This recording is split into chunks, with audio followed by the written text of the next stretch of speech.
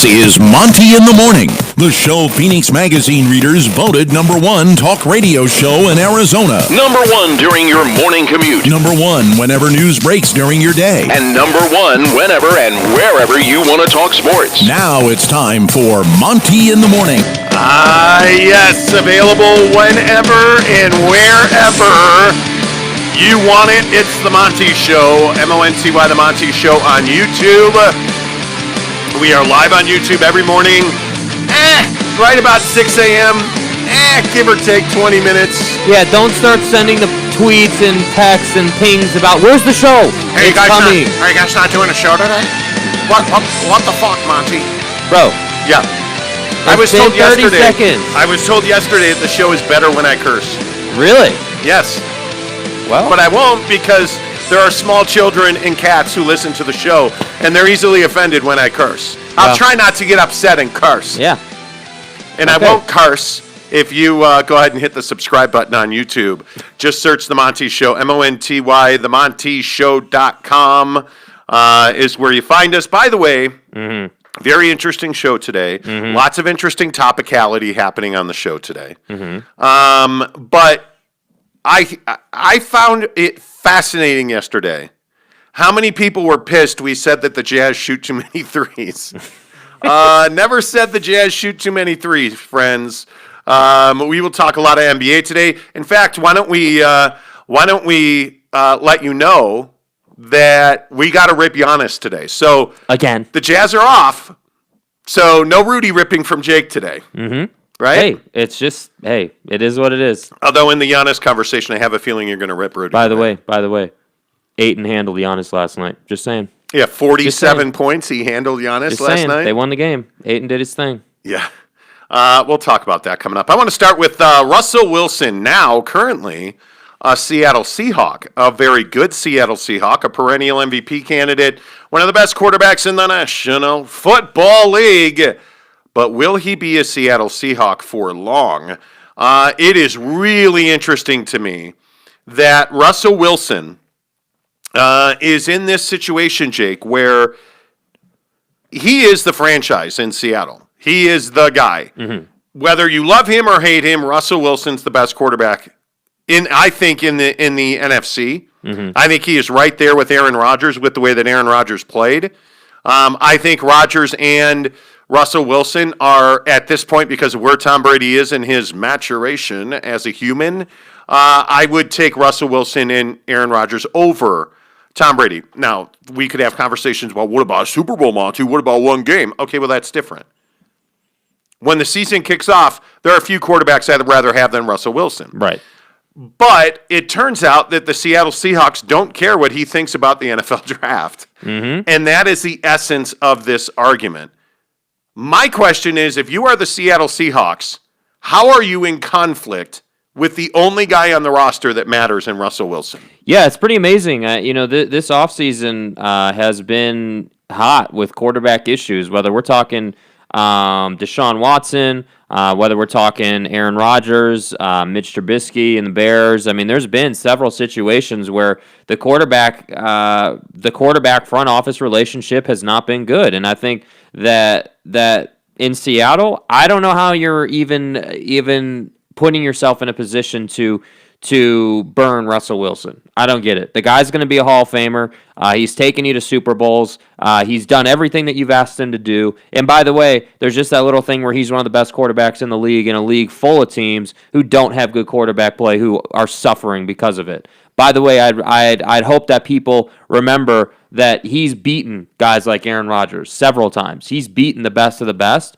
And what does he have to show for it? He's got damn near 400 sacks in his career to show for it, which is the leading number in his 9-year NFL career. No other quarterback's been sacked that much. So I think that really is the issue. I think Russell Wilson wants more protection, and he wants to be able to say, hey, I'm not in support of us drafting that guy, or I want this guy, or whatever. He wants input. Does he deserve input? It's a huge question. I mean, he is, again, I'll just, not to be redundant, he's the most important player on that roster. And so when you start wondering if guys like Aaron Rodgers, who certainly got Fathead McCarthy fired, So I would say he has some input. Yeah. Right? If you look around the NFL, the best quarterbacks, there's only one reason Rob Gronkowski's in Tampa and won another Super Bowl. It's because Tom Brady said so. Antonio Brown. Yeah, Antonio Brown as well. So you look around the league, the best quarterbacks are usually able to write their own ticket. Why should Russell Wilson not be able to have input on who they draft and what they put around him? And if I'm Russell Wilson, it is understandably frustrating that they're not going after offensive linemen, that it does not seem that they are prioritizing the safety of Russell Wilson. And it's just interesting to me that he is so clearly frustrated. Mm-hmm. You know, and I am going to watch this very closely because I think it is incredible theater. Now, a couple of things need to be said. Mm-hmm. They're not trading Russell Wilson. Not only because he has a huge cap hit for them over the next 2 years, it'd be $36 million. If they trade him after June 1st, that gets split. But it'd be $39 million. One way or the other. You're not trading that. Not right now. And he's Russell Wilson. You're not trading Russell Wilson if you're the Seattle Seahawks. At least I wouldn't guess so. Yeah, I don't know how, but this is my point. Like, I don't know how is it that NFL franchises consistently mess this up? How is it that the teams around the league who've got a franchise caliber quarterback, you know, you look at the Bills, you look at, again, Seahawks, you look at the Packers, like any team that's got a franchise quarterback, how is it that relationship is not priority number one over anything else in your organization? Because at the end of the day, the quarterback position in the NFL is the end-all, be-all. Tom Brady just won and took the Bucs to the Super Bowl after they had been a bad team for a long time. You know, you think about the Jameis Winston years and all the things and all the times that the Bucs have been through in the last 10 years. And then Tom Brady rolls in and they win a Super Bowl. And there's a lot of reasons for that. But my point is that if you're the Seattle Seahawks, you're in a division, number one, that's loaded with quarterback talent. Whatever you want to say about the Cardinals, Kyler Murray is going to be a problem in that division. You know, as that team gets better, Kyler Murray is going to continue to get better and be a problem. So you've got the Cardinals. I now look at the Rams. Yes, Matthew Stafford is a question mark, but I do think he's going to do some nice things. And then you look at the 49ers. You know, Jimmy G isn't amazing, but he's good enough to go out and win a game. So if you're the Seahawks, risking this relationship not only is going to cost you wins, it's going to make you look like an idiot when it comes time to find a new franchise quarterback. So it doesn't do anything good for you. Why would you not just allow Russell Wilson to air his grievance, air his opinion, listen to him, and then, hey, you know, Russ, this is what we can do. We can't check all your boxes, but this is what we can do in the draft. Is that cool? That's all guys want. Yeah, and it just doesn't seem like the Seahawks want to do that. And obviously the other side of this coin is the Dallas Cowboys. And the Dallas Cowboys have had a long courtship of Russell Wilson. I mean, it is no secret that Jera really likes him some Russ. He probably likes Sierra more than he likes Russ, but who cares? They also tend to have quarterback problems in Dallas, whether that is, Tony Romo's broken back, constantly fumbling in Seattle, ironically enough. Mm-hmm. Dak with this leg injury that seems like he is recovering well. And now they just don't seem to want to pay Dak Prescott, which is a little surprising to me based on the numbers that Dak has put up in Dallas. I don't see how you let a guy like Dak Prescott just get away. Now, I'd remind you, Dak Prescott is currently not under contract to the Dallas Cowboys. He's not walking away. He's not a free agent. They're going to put a tag on him.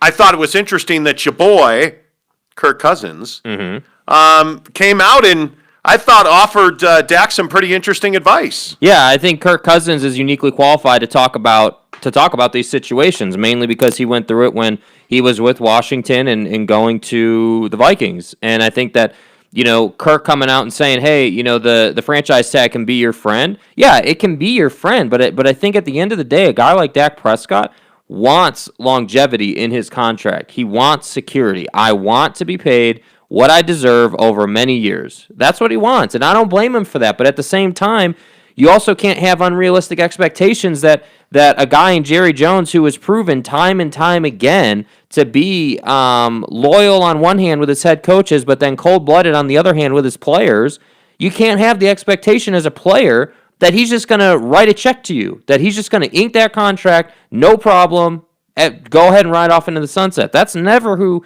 Jerry Jones has been. Never. And so that's why I don't understand why people are so surprised that Dak hasn't been paid yet. The only reason it's surprising is because Dak Prescott's a hell of a quarterback, but from a franchise perspective, it's not surprising. And so this whole thing with Russell Wilson in Seattle, coinciding with the fact that Dak Prescott technically doesn't have a contract right now and has some options, makes for sort of this perfect melting pot of like, oh man, they're not signing Dak, so they're going to get Russ. Well, I don't think that's actually going to happen.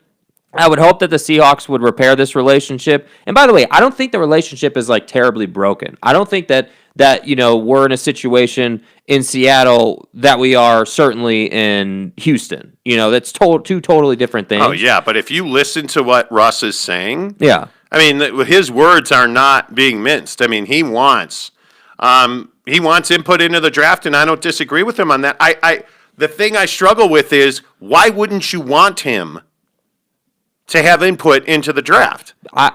My opinion, I don't. This is my opinion. I think that owners really struggle with the concept of losing control on any level. Owners want to be in control on everything because they're the big rich guy in the room. That's the big rich guy. But that's who they are. They have a ton of money. They've got a lot of power. Like that. That's the mentality they live with. Whether they're working on football or a business venture or whatever it is, they want to be in the driver's seat. And they literally want players to not talk to them, just put your pads on and go play the game. Yeah. That's what they want. And unfortunately, we're moving into a time in our society, and especially in the NFL and in the NBA as well, where that's no longer good enough. The top-end LeBron James, Kevin Durant level player in the NBA, the top-end quarterback in the NFL, is smart enough now to understand that they can leverage owners. Hey, I want this, and if you don't give it to me, I'm going to walk.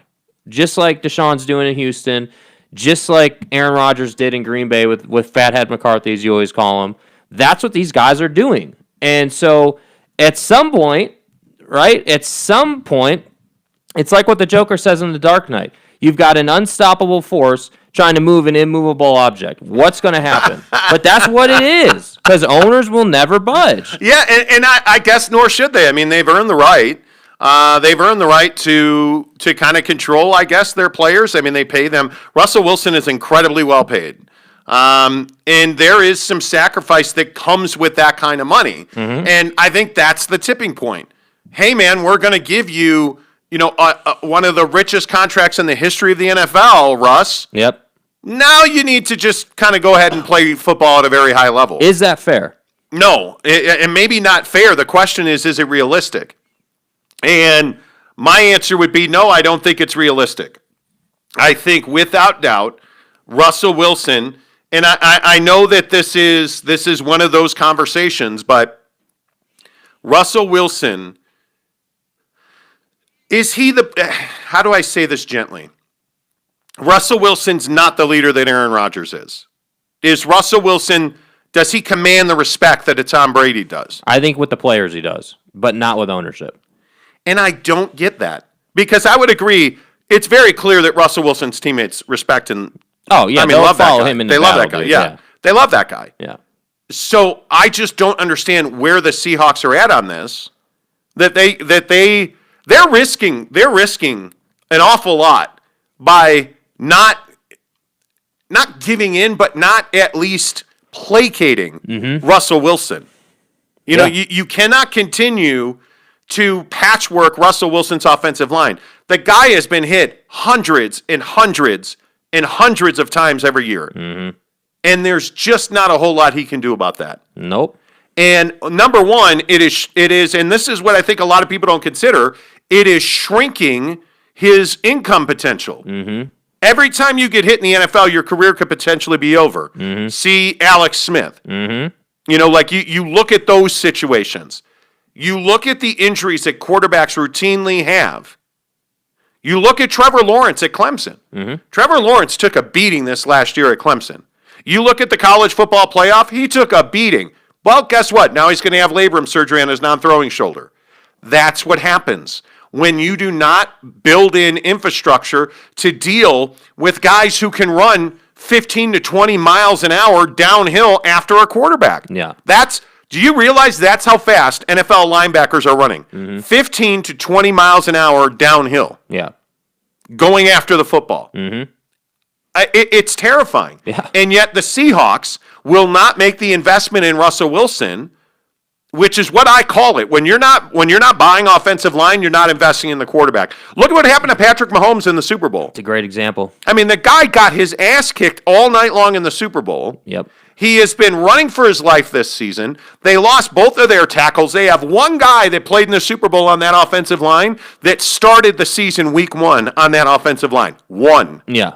It makes all the difference in the world. They're trying to stop Shaq Barrett and Ndamukong Suh and JPP and Levante David and all of this speed and power with a patchwork offensive line. Arguably the best quarterback in the NFL, who is an escape artist. Oh, that's right, until he broke the plantar bone in his foot. Yeah. And now he's not that much of an escape artist as we found And why did that happen? Because he was running for his life. Yeah. It is. That's why I say I get back to Russ and the Seahawks. It's shocking to me. It is shocking to me that he's gone to the media and voiced this opinion. That he's gone because when you're Russell Wilson and you're going to the media voicing this opinion, what that says to me is you've gone to the Seahawks and they just don't want to hear you. So now you have to find an alternative, and he's found those alternatives locally in Seattle. Nationally, he's been on radio and TV, and it's just remarkable to me the Seahawks have let it get to this point. And I think the thing for Russell Wilson is that the reason he's comfortable doing that is because he understands who he is and what his value is, and he understands that if things sour for me in Seattle, cool. There's definitely going to be another team, Yeah. And that's a luxury to have if you're Russell Wilson. And I think Russell Wilson is in a unique situation that when you have a shark like Jerry Jones, who is swimming in your waters, that gives you a lot of leverage.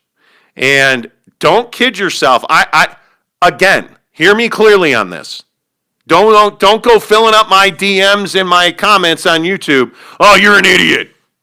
It's not that I'm telling you that Russell Wilson's going to be traded right now.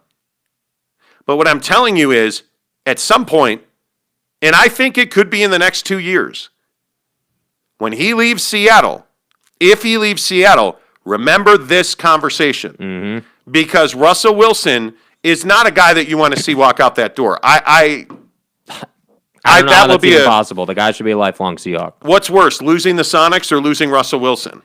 Losing Russell Wilson. I think in the NFL it could Wilson. be. I mean, do you know how demoralizing that would be? Yeah, you're not a good team anymore. It's I'm serious. Man. Like I know you've got DK, you've got some nice pieces, but without Russell Wilson, you're not a good team anymore. I mean, that's how much he does for that offense and that team. I mean, they haven't even had a good defense the last couple of years, and he's been doing some things. Well, somebody forgot to tell them that they need to invest in Russell Wilson. I mean, you have to invest in Russell Wilson. It has to happen. So it'll be interesting. Where are you at with Dak these days? You've been a known anti-Daxer. Get it? Yeah, I get it. Yeah. Daxer. Okay, right. Okay, fine. sure. You play that game. Yeah, look, I think that Dak, I think he's a hell of a quarterback, but I think he's still got to go through that process where he wins something. You have to do that because if we go back and we remember, that Saints playoff game where they went and got their ass handed to them, or any of the other big games that they've played in, those are games that they really should have won. And they weren't even close. Not even close. And so I'm not sitting here saying that that's an indictment on Dak, but what I am saying is there's a difference between going out and winning those games on the road and writing a legacy and losing those games and just kind of being a big-time regular season quarterback who can throw for 5,000 and then gets his ass handed to him in the postseason. And that's kind of who I think Dak Prescott is right now. I think he dominates the postseason. I think he's 5,000 yards every year that he plays. And then you get into games in the postseason against really good teams and really good defenses who have plenty of time to scheme against you, and you're not the same guy anymore. And that's what I think is a tough part, because I do think he can win. He just hasn't. Oh, I don't think there's any question. But, and to their credit, if you will, I think the Dallas Cowboys have invested in weaponry. They have invested in guys like Zeke. The offensive line, while it's been injured, they have spent good money on that offensive line. And whether that is, offensive line coaches, whether that is offensive line talent, running backs like investing in Zeke to make that offensive line better. Those are all things that the Dallas Cowboys have been willing to do. The issue becomes why you have waited this long to pay Dak Prescott. And there's not a chance in the world that Jerry's going to let him walk. No. They are going to tag Dak Prescott. There's no question about that. I just am amazed. This is Gordon Hayward with the Jazz. Yep, same thing. Yep. And I always go back to this, and I know, again, Jazz fans are already twerked at the things that I've said. Twerked is probably not the right word. Yeah. But if you want to twerk, go right ahead. I won't tell anybody. But the point is that when you look at Gordon Hayward, the only reason he wound up with the Boston Celtics was because the Jazz let him go and sip from somebody else's cup, right? Yep. And when you start figuring out, hey, I don't feel all that loved in Utah or Dallas or Seattle, let me go and talk to the Boston Celtics. Let me go and talk to the Dallas Cowboys. Yep. If you're Russ. Hey, let me go, if I'm Dak Prescott, where's a good fit for Dak Prescott? Carolina? Let me go talk to Carolina and see. And then all of a sudden, you feel like you look pretty good in that Carolina blue. Yep. And you feel like, yeah, we could make this work. We can win that division. And then all of a sudden, your relationship with the Utah Jazz, Gordon Hayward, is never the same. Mm-hmm. And you wound up walking out the door, awkwardly lying on a players-only blog. But the point is, you wind up leaving a place where you really should have never left. Gordon Hayward should still be a Utah Jazz. Agreed. There's no doubt about that. He should be a Jazz man. It is not even a question. Now he's finding his roots in Charlotte, oddly enough, with the Hornets. But I caution franchises when you have a star and he is coming up on free agency. If you want that guy, you better let him know you want him, and you better get a deal done. Don't even let him think about going to another team. Don't even let him humor that. Hey man, we value you. Here's a huge deal. Notice Patrick Mahomes didn't have any trouble getting re-signed. No, right? Not at all. He didn't have any not trouble at all. getting re-signed. And by the way, this leg injury to Dak should not be. A lot of people have been talking about how there's this leg injury and you can't give him a huge deal. My ass, yes you can. And it's really not. It's an ankle thing. It's different. And they're saying that he is going to be 100% recovered from that. Yeah, he will. He will. I have no doubt that he will. There's a big difference between. Don't get me wrong. That injury was gnarly. I mean, that was one of the worst injuries I've ever seen. But at the same time, just because it's visually terrible does not mean that it's career-ending or something that he really even needs to be hugely worried about. Yeah, he's going to have to work his ass off to get back from it. But it's not an injury. It's not the same deal as Alex Smith or any of these other guys who had just next-level career-ending style injury. Dak will come back from this. He will get paid. It's just a matter of who's going to give him the long-term contract. And by the way, it's also a matter of how hard Dak and his agent are going to push to get max value, because that's the other thing that I think plays into these situations. Dak has been pushing to get 40 for a long time. And now that Pat got his contract, yeah, I think Dak can easily get 40. Yeah, it'll be interesting to see. I mean, if you look at the top free agents in the NFL, I mean, I really like Trent Williams, the tackle in San Francisco. If I'm the Seahawks, I would love the Chicago Bears to sign Trent Williams. That's never going to happen. I look at the best franchises, the people who wind up investing in guys like Trent Williams, Brandon Scherf, who's a free agent as well. The guys who wind up investing in those guys, I think that tells you a lot about the way they value the run game. and the quarterback. And Trent Williams is a guy that if I'm Russell Wilson, I want everything to do with that guy. Now, their cap is a problem. It's not like they've got, starting left tackle money available in free agency. They'd have to be creative. But that's the kind of move that I think Russell Wilson wants this team to make. Well, commit to him. Isn't it what you always say? Isn't it? You said this last week when we were talking about the Super Bowl matchup. Like, it's not, it's not the big names, the nameplate player name that's going to win you the game. It's the not offensive linemen aren't role players, but it's the role player style guy that wins the game. It's the lesser known guys. Yeah. It is, Brandon Scherf in Dallas is, or Schreff or what? Who? Your mom, like guards, linemen. It's Cole Beasley's of the world. It's guys like Scotty Miller. They're not in the Super Bowl without Scotty Miller. I mean, that there's no doubt about that in Tampa. It's guys like that wind up winning you Super Bowls. It is, and I say it in the NBA as well. It's guys like Bobby Hansen and John Paxson that made sure that Mike won 6 rings. If you look at the Lakers winning a ring last year, with all due respect to AD and LeBron, it was Cantavius. He hit some big shots down the stretch for them to close that thing out. Yes. You have to have those kinds of contributions. The guys like Russell Wilson, Tom Brady, LeBron James, Michael Jordan, Kobe Bryant, those big guys, they're usually going to be there when it's all on the line. Yeah. When there is cash to be had, those guys are going to the bank. Yep. Just know that. But they cannot carry all of that cash to the bank without the help of guys that are role players. Yeah. And, man, I'll tell you, you don't hear, in Kansas City, you don't hear Fisher's name a lot. When did you hear about him? When he was out for the season and you went to the Super Bowl without him and you got your ass handed to you. Yep. That's when you hear about him. And usually it is, in the NFL, it's usually offensive linemen that get hurt who either get drafted high or look at Tristan Wirfs. This is what we have talked about this for over a year now. Yep. The Arizona Cardinals should have drafted Tristan Wirfs. They didn't, and they were worse off because of it. And where does Tristan Wirfs wind up? In the Pro Bowl. Yep. I mean, he is a guy that winds up playing a couple different spots on that Tampa line, and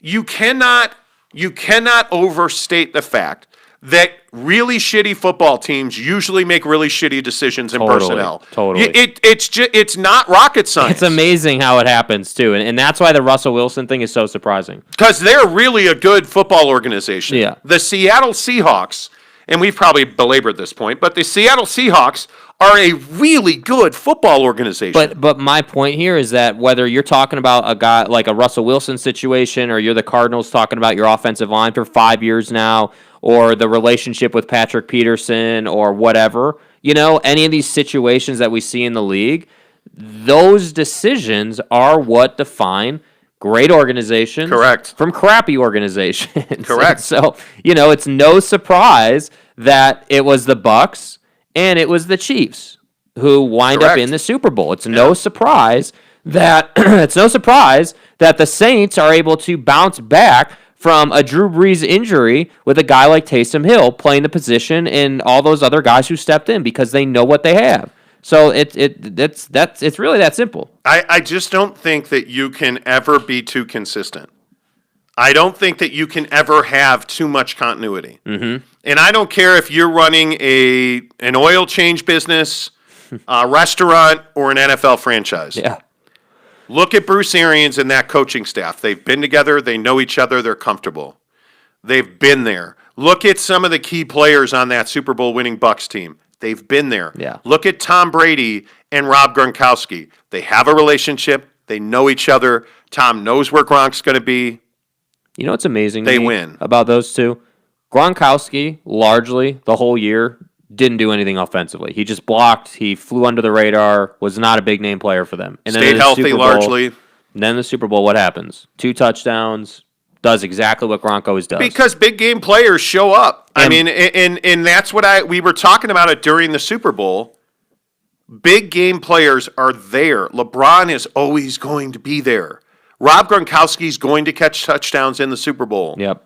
Tom Brady's going to throw touchdowns in the Super Bowl because he's a clutch, big-time player. And that's what this Russell Wilson thing is infuriating. I'm not even a Seahawk fan. You're not a 12? 12ers, let's see the 12 stand up, be heard, pricks. Anyway, the point is, Wow. I am not a fan. Seahawk fans can be a little bit much. Are you sure? Are you sure? Anyway, the point is, you better not let go of Russell Wilson. Yeah. I just would hope you wouldn't. All right, make sure you go ahead and hit subscribe on the YouTube channel. Just search The Monty Show, Monty, The Monty Show. You can find if you just search The Monty Show on Google, our YouTube channel is the first thing that comes up. If you go to themontyshow.com, Monty, themontyshow.com, it takes you right to our YouTube channel. All you have to do is hit that subscribe button, hit that like button. Really appreciate it. We've been at this a little over 6 weeks. We picked up well over 100 followers at this point. We really appreciate the subscribers. God, Jack, gummit, frickety frack. We have picked over. Anyway, the channel's doing well. We appreciate that. Make sure you find us on YouTube, The Monty Show, Monty, The Monty Show. You can always find us on podcasts. A lot of people ask me if the audio podcast is crushing. I don't know how to explain it. It just does its thing. And God bless the people on Stitcher Radio. God bless the people on Spotify. You guys turn out in numbers on our audio podcast. We really appreciate that. Anybody that listens on like Apple, iTunes, really appreciate you. Everybody who listens to this show, thanks so much. Can we talk a little NBA? NBA. Little hope. The reason I say, can we talk a little hoop? Because last night I thought it was very interesting in the Valley of the Sun.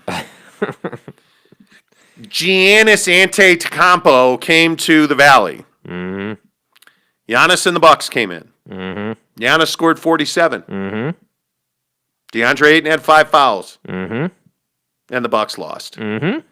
And it was awesome watching CP3 and Devin Booker, my guy, go off in the fourth quarter. Yeah.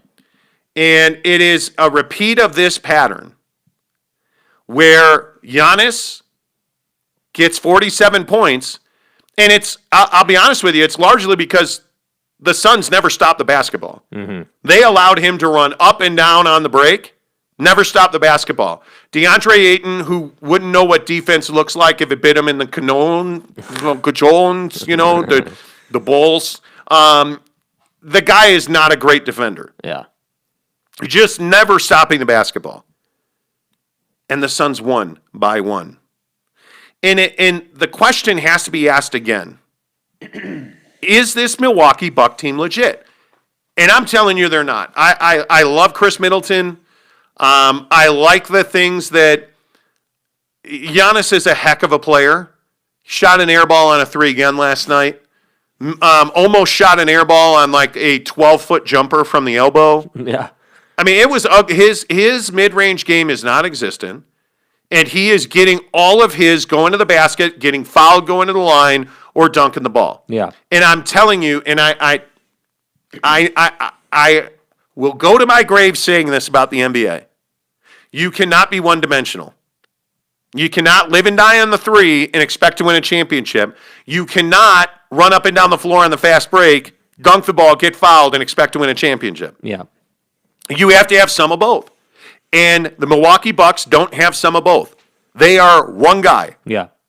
And they lost to the Suns in Phoenix last night. Is that more about the Suns or more about the Bucks? Well, I think that I think certainly the Suns deserve a lot of credit. I think, yeah, it's frustrating. On one hand, DeAndre Ayton played well last night. I thought, in terms of what he did offensively, he contributed last night. He did his job last night. But then on the other hand, I'm still left sitting here saying, man, there's a lot of work for him to do on the defensive end. There are a lot of situations where he just loses his guy. I could do a half hour on the stuff he's got to work on.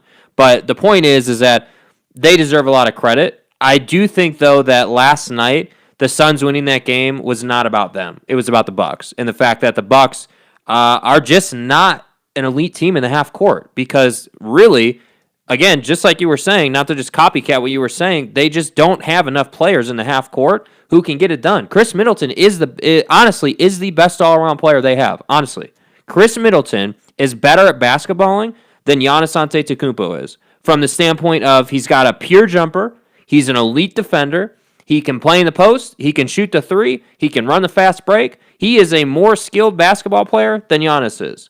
The problem is that Giannis has huge size, he's extremely athletic, and he'll dominate you in the fast break. And so when I look at the game last night, I just simply say, hey, Giannis, bro, if you had a consistent jumper, like I'm talking about knock it down kind of jumper, they'd win way more games. You wouldn't have lost to the Heat last year in the bubble if you'd had a consistent jumper.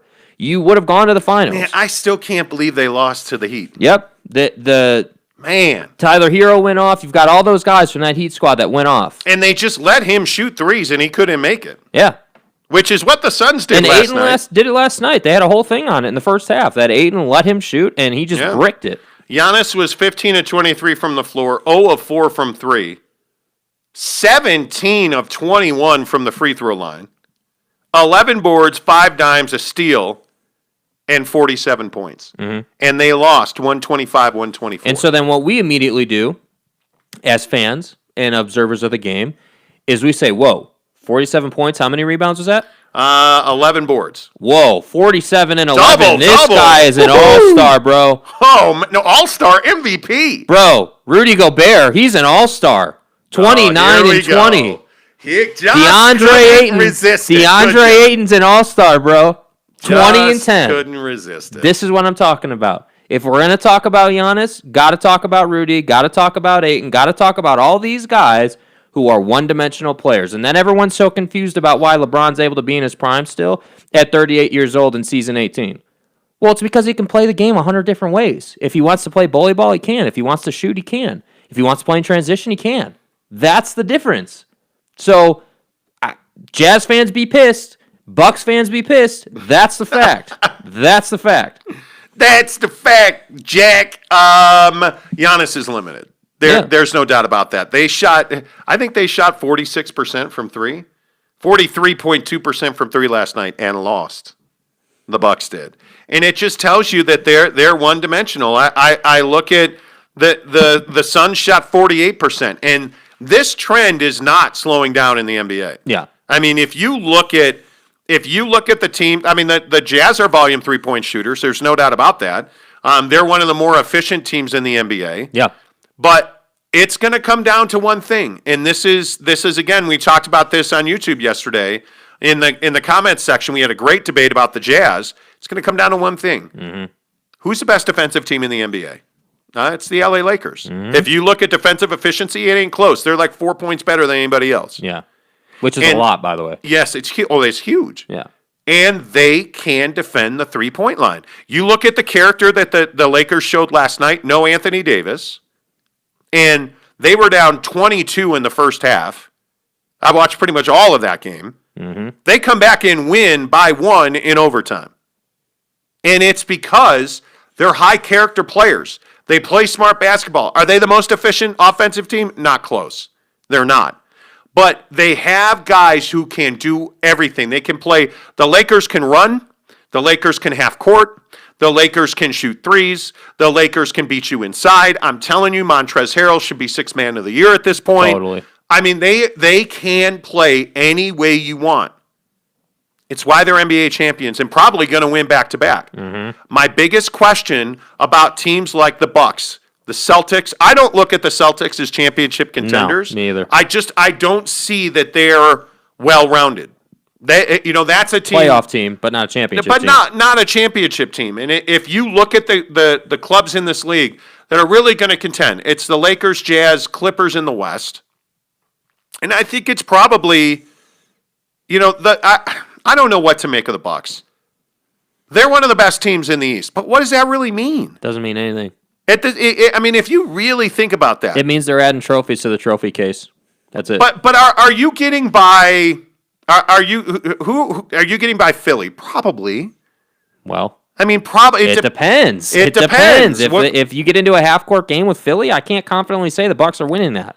Yeah, but does Philadelphia shoot the three ball well enough to prevent that fast break out of Milwaukee? Probably not. Yeah. I don't know. I look at Milwaukee and I say, who's going to stop Joel? Because Joel's going to dominate that team. Yeah, I think Giannis can hang on with Joel. I do. Yeah. The question is then, what do you do with Ben Simmons going to the basket? But here nor there, I think the Bucks would win that series. Mm-hmm. I look at the team that I think is a real problem in the East continues to be Toronto. And I think Toronto is good enough and deep enough and diverse enough that they will give the Bucks a problem. I mean, if you look at the way Siakam's playing right now, man, they're a problem. Yeah, the problem with Toronto is they hit a lot of clutch shots. I mean, you've got a guy in Van Vliet who has now shown you he's capable of popping off for a 50-point night, and that means if he does that and gives them 50 points, that means they're winning by a lot, Whereas, and this is what I hope people understand. For the Raptors, if Van Vliet gives them 50, they're probably winning by 10 or 15 points. For the Bucks, if Giannis gives them 50, they're probably only winning by 1 or 2 points, and that's the difference. Well, and I think the glue in Toronto is without question Powell. I mean, last night they blow out Washington. Okay, big deal. Right. Who cares? They get 26 from Siakam, 28 from Powell. Yeah, big night. I think he's a 16-point-a-game guy who in the playoffs is going to give you 20 points a night. And he's tough, too. He's their dirty guy on the team, as I like to call it. He's going to be on the floor diving for things. He's going to battle down low. They have a bunch of those. Yeah. Van Vliet. I can't stand Kyle Lowry, but the guy's a pain in the ass, and he's on the floor constantly. Mm-hmm. He is a guy that loves to stir the drink. Yeah. They're a difficult team to deal with. Yeah, they are. And if you look up and down the way they play, I mean, I think Baines is actually a perfect fit for them because he's a bruiser. Obviously they're dealing with issues at their big. They're missing guys, and my point on Toronto is I don't want to play that team in the postseason. No. They're very difficult. Even if you beat them in a series, they're going to take it out of you. Oh, yeah. I mean, you don't want to see them before the conference finals. You don't. I totally agree with that. But it was just an interesting look at where the Bucks are. Mm-hmm. And by the way, the Suns are impressive. I mean, they were languishing a week, 10 days ago. Yeah, I mean, that's a classic sign of a younger team, of a team that's still in the development phase. You're going to have a week to 10-day stretch where you really struggle, and you look like the same old Suns, as we always say on the show. But then you kind of come out of that, and you're able to beat a team like the Bucks, who, like it or not, are one of the better teams in the NBA. Some people will tell you they're the best team in the NBA. I'm not that guy, but they're definitely a top 5 team in the NBA. And playing without Dario Saric again. Yeah. Because that guy's always hurt. Mm-hmm. But he's a key contributor to what they do when he's healthy. But you get a huge performance out of Book. This is how this team is built in Phoenix. They are built for Chris Paul and Devin Booker to have a long run in the fourth quarter. Mm-hmm. And to have the ball in clutch time in the fourth quarter. That's how the Suns are built. And I think we saw that last night, that those two guys in the fourth quarter really took over that game. And it's good to see that Book is being prioritized late in the game, because there are a lot of times when I watch the Suns, I'm like, damn, dude, like that's 5 possessions in a row where the guy doesn't even touch the ball. He's got to shoot more threes. Yeah, I mean, yeah, he shoots too well. And look, I get it.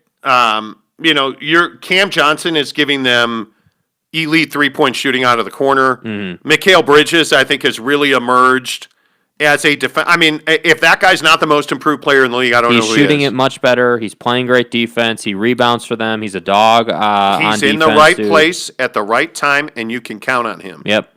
And I think that's something that we haven't been able to say, that the Suns are developing young guys. I mean, a lot of people gave them hell for drafting Johnson. Mm-hmm. A lot of people. He's an elite 3-point shooter in the corner. Yeah.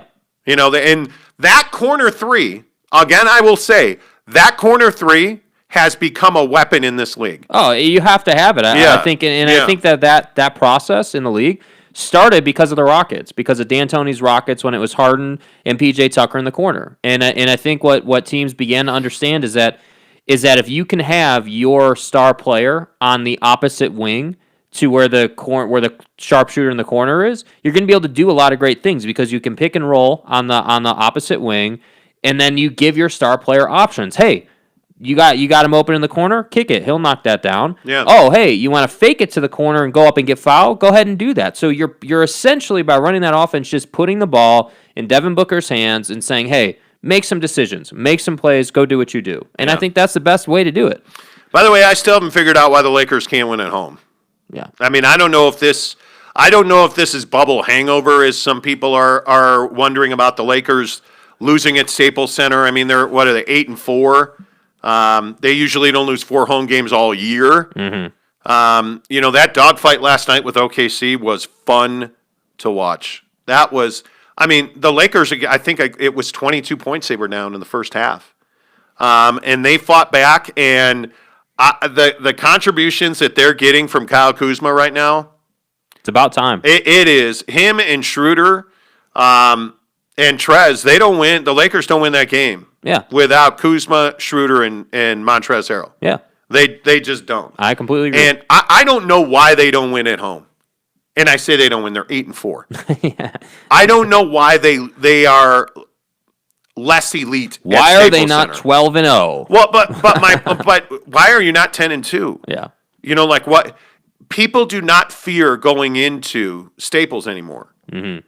And it's just interesting to me that they're not a great home team. And I wonder if it's because this chemistry of theirs that is so incredible when AD's playing and healthy, and their chemistry's elite.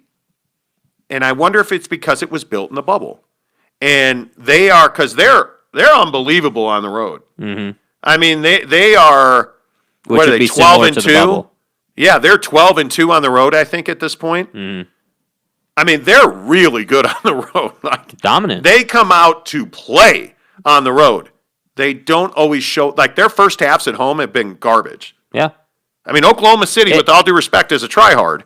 They are. They're not on the Lakers level. Come on. I mean, and I think some of this, too, that we have to keep in mind is the Lakers are likely more tired than other teams. I mean, they just are because of how much they've played in the last 6 months. And, you go through everything they went through in the bubble, how much effort they had to put in to win that championship. I think some of that is definitely contributing. But overall, look, I think if you're the Lakers, they're a team that's lucky enough to not really have to worry so much about the regular season. They need to worry about just coming together as a team because they're good enough to basically beat most teams on most nights. That three that LeBron hit last night to send the game, essentially, I think there were 20 seconds left. Yeah, it was a big shot. Come on. Yeah. I mean, that guy's unbelievable. And, Still in his prime. I could wax poetic. I won't. Make sure you hit the subscribe button and give us a thumbs up on our videos.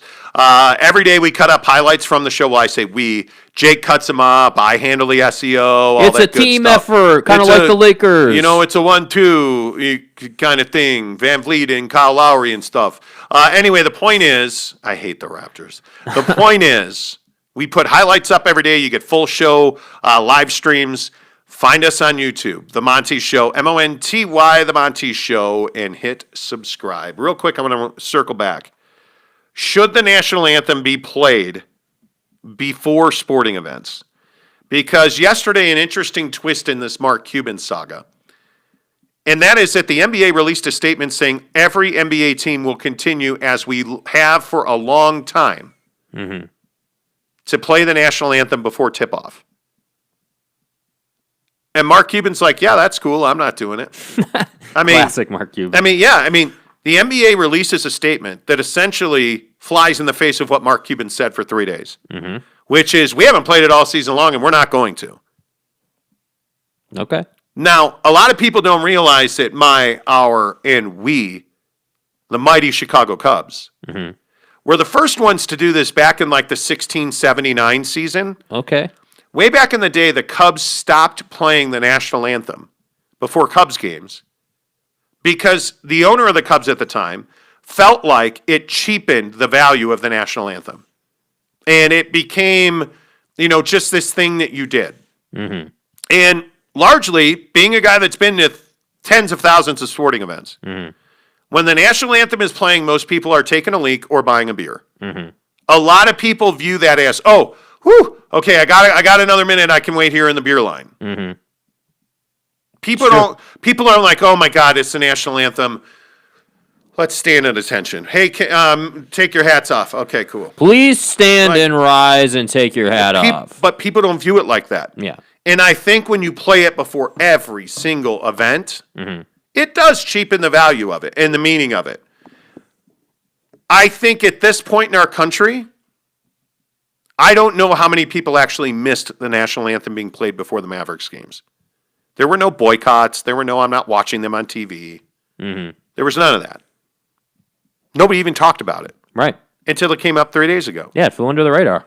So is this really that big of a deal? No, I mean clearly it's not that big of a deal from in the public's eye, but I do think here's the thing. This is one of those topics that you could feel a certain way. You could be the person that's like, "Oh man, we got to have the national anthem and this is BS and blah blah blah blah blah." Go down that road.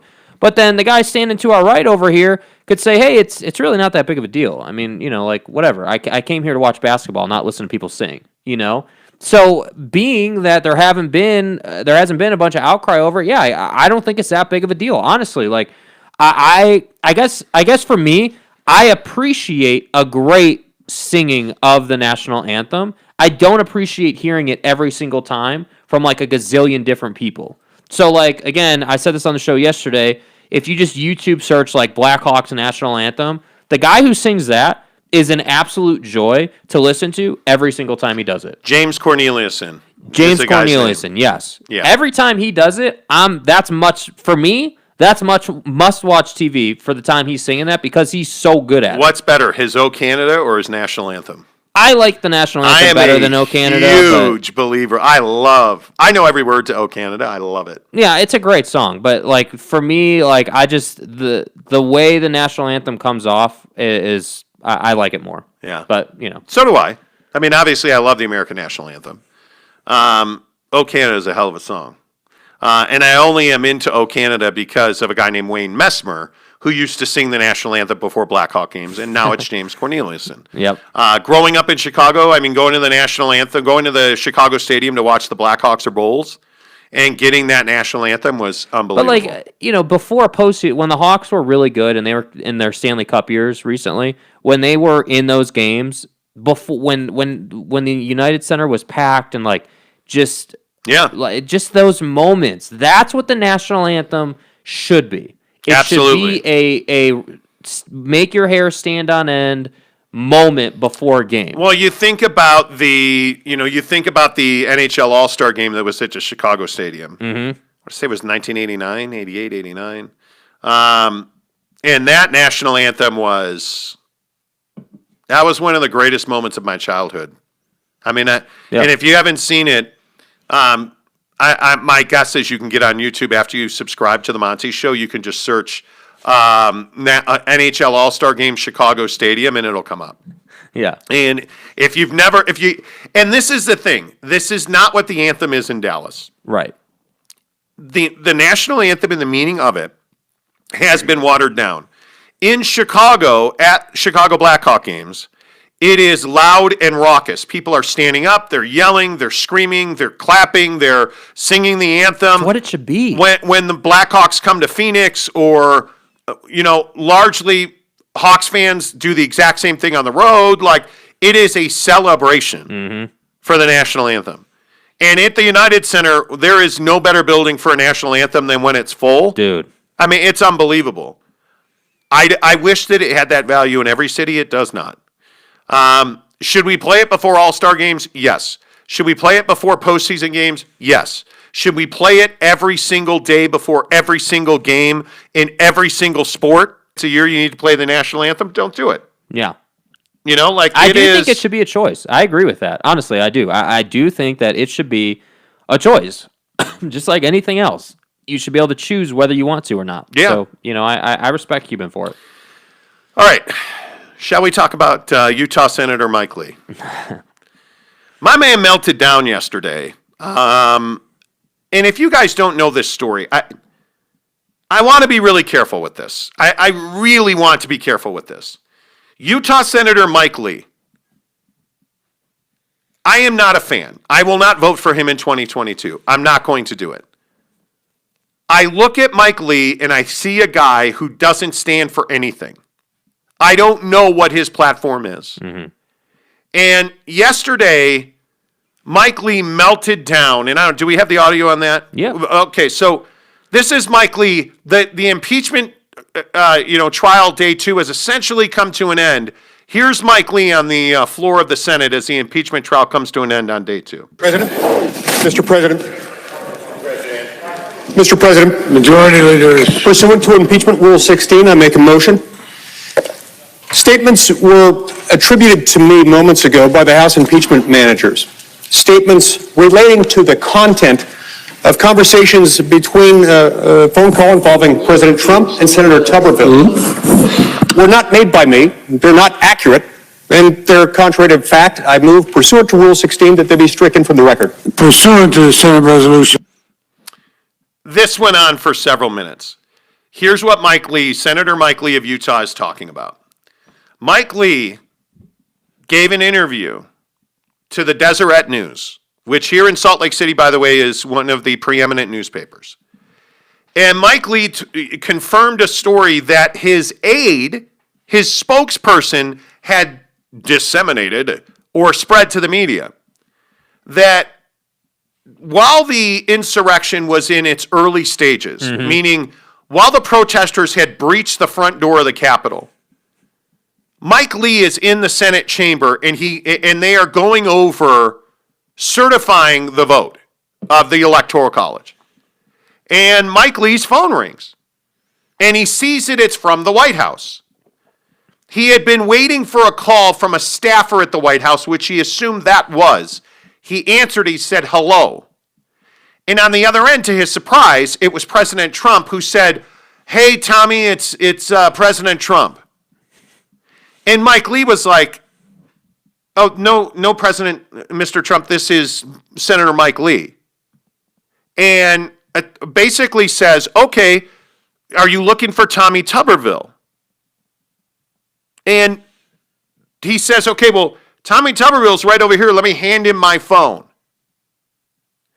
Mike Lee walks over to Tommy Tuberville and says, hey, and this is his words to the Deseret News, and I will even go as far as to read them verbatim. Lee told the Deseret News he realized Trump was trying to call Senator Tommy Tuberville, the freshman from Alabama and former Auburn University football coach. Lee walked his phone over to Tuberville, who was talking to some colleagues, and said, hey, Tommy, I hate to interrupt you, but the president wants to speak with you, Lee said to the Deseret News. Senator Mike Lee told the Deseret News, I got a call from the president. He thought I was Tommy Tuberville. I walked my phone over to Tommy Tuberville, and he talked to the president while I stood nearby. Okay, why did you stand nearby? Were you eavesdropping? No, it turns out we all knew that the insurrection was happening and people were coming into the Senate chamber or about to be, so we were being evacuated. So Mike Lee again said to the Deseret News, quote, as police were getting anxious for senators to leave the chamber, Lee walked to retrieve his phone. According to Lee, he said to Tommy Tuberville, quote, I don't want to interrupt your call with the president, but we're being evacuated and I need my phone. To which Tuberville told the president, okay, Mr. President, I gotta go. And Lee told the Deseret News, I didn't want to lose my phone. It was chaos. And I didn't want to be without my cell phone, so I stood nearby. Which is logical. Which is absolutely logical. Why is this controversial? Oh, because this account in the Deseret News, who interviewed Mike Lee and quoted him directly, was read into the record by the impeachment managers who were trying to prove the case that Donald Trump, during the insurrection, while the rioters were breaking in, trying to find Mike Pence, and they had made threats to kill Mike Pence and Nancy Pelosi. They had made threats to put a bullet in Pelosi's head. Yeah. And they said they wanted to hang Mike Pence. Mm-hmm. Donald Trump, while all that was going on, was calling Republican senators, trying to get them to delay the vote so that they could try and not, find evidence to not certify the Electoral College result. Mm-hmm. So there's a riot. Let me get this right. There's a riot going on. You have given this speech that turned all these people into insurrectionists. They're breaking into the Capitol, which you are aware of because you are watching it obsessively on TV. According to your own staff, you were giddy, wondering why everyone around you wasn't excited about people rioting and breaking into the Capitol. Mm-hmm. You and Rudy Giuliani were on the phone trying to find Republican senators to stop the certification of the Electoral College result. Right. Mike Lee, conversely, freaked out in his testimony yesterday because he didn't want to be the source of the information that proved Donald Trump was on the phone during the insurrection trying to lobby Republican senators not to certify the Electoral College vote. Mm-hmm. Only problem is he'd given an interview on the record and to the Deseret News where he told this story, and his director of communications also told multiple people this is what happened. So then, again, he said this yesterday to put it back into context. Mr. President, Majority Leader, pursuant to Impeachment Rule 16, I make a motion. Statements were attributed to me moments ago by the House impeachment managers. Statements relating to the content of conversations between a phone call involving President Trump and Senator Tuberville were not made by me. They're not accurate, and they're contrary to fact. I move pursuant to Rule 16 that they be stricken from the record. pursuant to Like, what are you talking about? This is what I don't understand. And then there's this mess on Fox News. Mike Lee's had a rough week.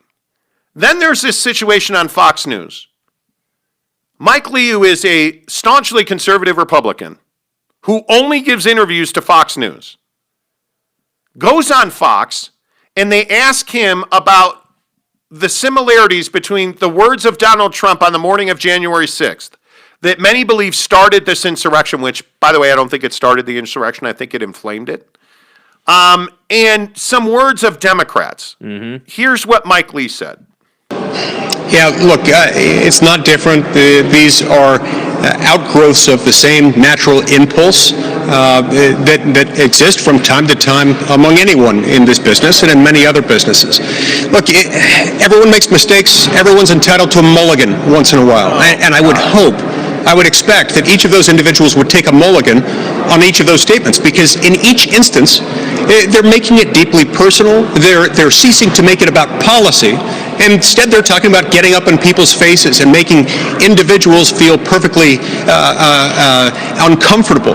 And that's not helpful. I think the best way to handle this is to talk about issues rather than individual personalities. That comment is just so poorly thought out, like didn't think it out. No, they don't deserve mulligans. Yeah. What Donald Trump said on January 6th is abhorrent. It is terrible. Mm-hmm. It inflamed an already tuned up audience. Right. What Cory Booker said, what Maxine Waters said, what all of these Democrats said is terrible.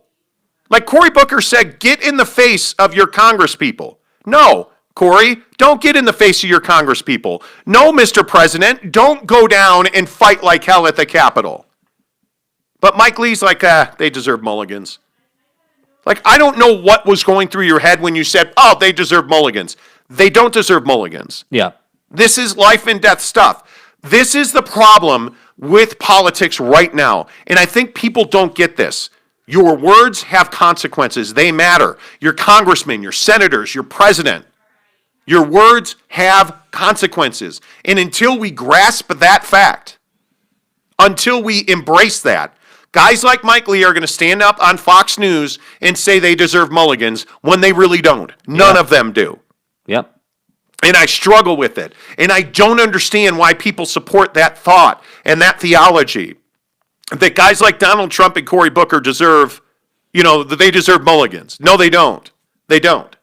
Yeah, I think if you're inciting violence, you don't deserve mulligans. I think frankly, what I really think is that when you're an elected official, when you've taken office, when the people have chosen you, you have a responsibility to make sure that what you say, if you open your mouth and you say things, you better mean them and you better not make a mistake. And I get that we're all humans and that's cool and everything, but it kind of is a little different. The expectations go to another level when we're talking life and death, and we're talking about killing people, and we're talking about, rioting the Capitol and stuff. It goes to another level. But generally speaking, elected officials have a higher responsibility to not say stupid things and then try to spin them, which happens all the time. And it amazes me that yet we still have people who make a mistake, they say something that they regret saying, and then they just don't own it. They want to spin it and kind of turn it into something because they think that that's going to cost them votes or something. Yeah, and it's crazy. I am amazed by this. And Barry, bro, relax. Barry's upset. He wants to know why we're not reading comments. Some days, look, man, the show is only about an hour and 20 minutes. Yeah, we got to get stuff in here, man. And some days, we just get after it. Mm-hmm. So. Barry says, by the way, that Mike Lee is an upstanding member of the Republican Party who is the future. Those statements are not true, and I ask that you strike them. Are you serious right now? Mike Lee. Okay, no, Barry, stop. I will not be voting for Mike Lee. I won't be voting for Mike Lee. Sorry. The great state of Utah, we deserve better than Mike Lee. Agreed. We do. We deserve somebody that's got some actual balls, that will actually stand up for what we need, when we need it, how we need it. Yes. Not just, some ridiculousness where, we all get to do whatever it is and we're just playing partisan politics. Enough with partisan politics. This is real life shit going on, and we need somebody with some backbone. Yep. That's what it comes down to. Yeah. Yeah, and it comes down to you subscribing to us on YouTube. Just search The Monty Show. MONTY, The Monty Show on YouTube. Just put The Monty Show into Google. It all comes up. We're masters of the SEO game. Just search The Monty Show. MONTY, The Monty Show on YouTube, on podcast, on Google, on social media. You name it, we're there. Until tomorrow, say, no more years, Mike Lee. I don't know. No more years, Mike Lee.